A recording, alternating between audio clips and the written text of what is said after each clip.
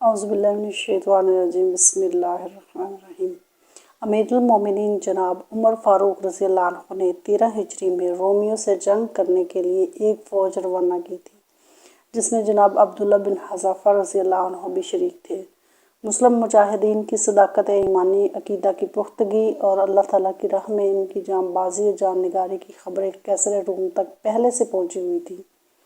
اس نے اپنے فوجی افسروں کو اس بات کی ہدایت کر دی تھی کہ وہ اگر کسی مسلم سپاہی کو گرفتار کرنے میں کامیاب ہو جائیں گے تو اسے قتل نہ کرے، بلکہ زندہ اس کے سامنے پیش کرے۔ اللہ کی مرضی، اتفاق سے جناب عبداللہ بن حذافہ رضی اللہ عنہ رومی فوجیوں کے ہاتھوں گرفتار ہو گئے۔ رومی انہیں بادشاہ کے پاس لائے اور یہ کہتے ہوئے اس کے سامنے پیش کیا کہ یہ شخص محمد صلی اللہ علیہ وآلہ وسلم کے ان اصحاب میں سے ہے جنہوں نے بالکل آغاز دعوت کے زمانے میں ان کی پکار پر لبیک کہا تھا۔ ہم اس کو گرفتار کرنے میں کامیاب ہو گئے اور حسب حکم آپ کے سامنے پیش کر رہے ہیں۔ قیصر انہیں دیر تک بغور دیکھتا رہا، پھر ان سے کہنے لگا، میں تمہارے سامنے ایک بات پیش کر رہا ہوں۔ جناب عبداللہ رضی اللہ عنہ نے پوچھا، وہ کیا بات ہے؟ تم نصرانیت قبول کر لو، اگر تم نے میری بات مان لی تو میں تمہیں رہا کر دوں گا اور تمہارے ساتھ عزت و تکریم کا بہتر سلوک کروں گا۔ جناب عبداللہ رضی اللہ عنہ نے اس پیشکش کو پائے نفرت و حقارت سے ٹھکرا دیا اور ہر درجہ حزم و تحمل کا مظاہرہ کرتے ہوئے جواب دیا، یہ ناممکن ہے۔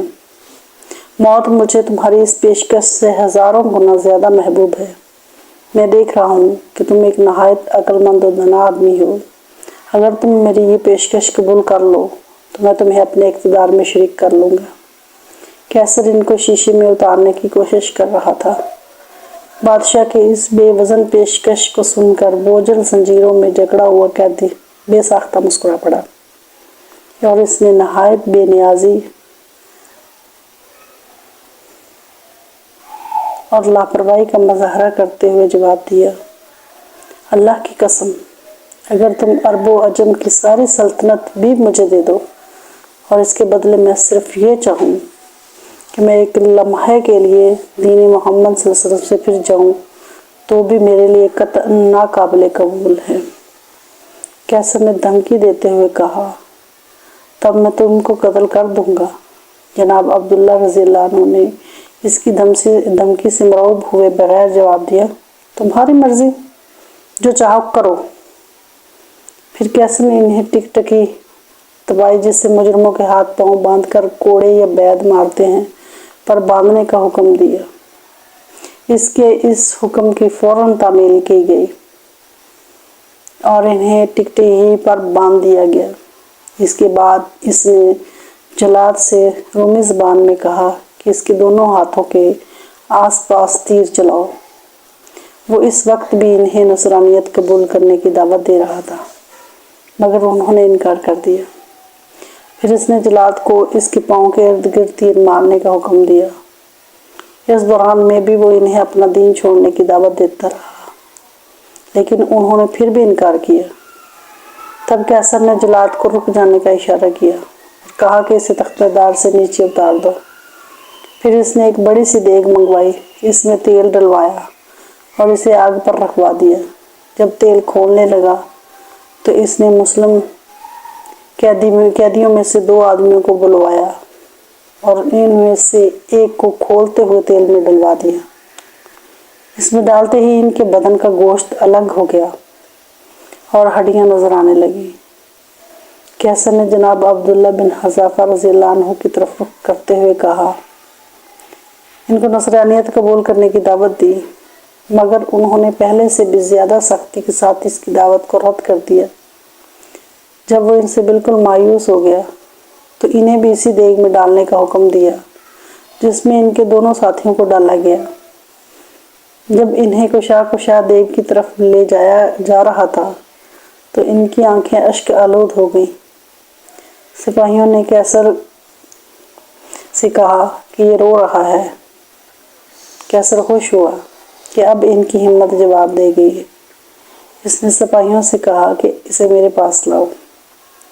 جب جناب عبداللہ رضی اللہ عنہ اس کے پاس پہنچے تو اس نے پھر اس خواہش کا اعادہ کیا کہ وہ نصرانیت اختیار کر لیں، مگر جب انہوں نے انکار کر دیا تو اس نے دریافت کیا کہ پھر تم رو کیوں رہے تھے؟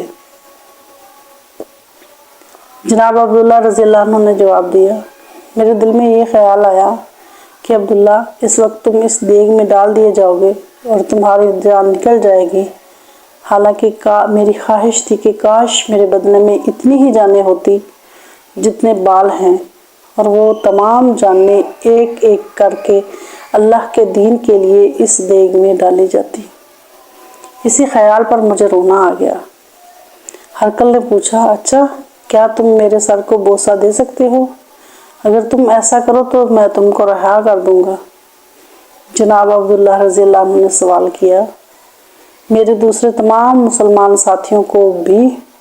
کیسر نے جواب دیا، ہاں، دوسرے تمام مسلمان قیدیوں کو بھی تمہارے ساتھ رہا کر دیا جائے گا۔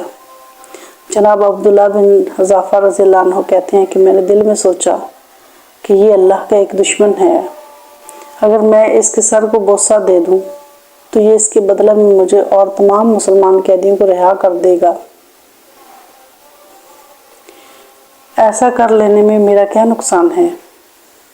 پھر انہوں نے قریب جا کر اس کے سر کو بوسہ لے لیا، اور ہرقل نے اپنے آدمیوں سے کہا کہ تم مسلمان قیدی جمع کر کے عبداللہ بن حذافہ رضی اللہ عنہ کے حوالے کر دیے جائیں، اور اس کے حکم کی تعمیل کی گئی۔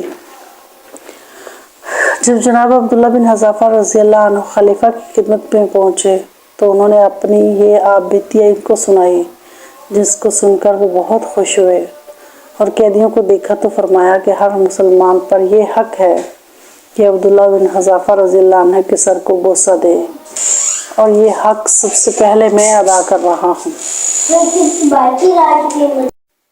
اور پھر انہوں نے جناب عبداللہ بن حذافہ رضی اللہ عنہ کے سر کا بوسہ لیا۔ اللہ تعالیٰ عبداللہ بن حذافہ کے درجات بلند کرے، آمین یا رب العالمین۔ میرے چینل کو سبسکرائب کیجیے، اگر ویڈیو پسند آئے لائک اور شیئر کیجیے۔ والسلام۔